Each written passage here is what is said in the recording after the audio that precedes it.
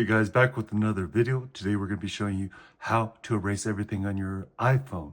Now this is the iPhone 11, but then it works the same with the iPhone 16, especially if it's on the iOS 18 and above. What we're going to want to do is go to settings. Once we get to settings, go ahead and scroll down to transfer or reset iPhone. Now from here, we're just going to go ahead and click that. And it's going to give you a couple options. We're going to just say erase all content. If you just hit reset, then it's going to keep the same account information.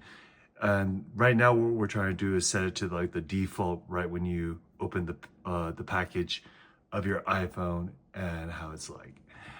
Okay, so it says erase this iPhone, and we're going to go ahead and push continue.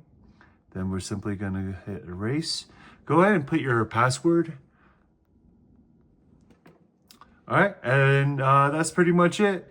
It might run into a couple issues. Ask for your iPhone account and password, and if it does, go ahead and do that. But other than that, we're just gonna go ahead and let it wait. Let it erase everything, and that's pretty much it, guys. If you have any questions or comments, go ahead and leave it up on the bottom. I just want to make this quick video. All right, thanks for watching. Bye-bye.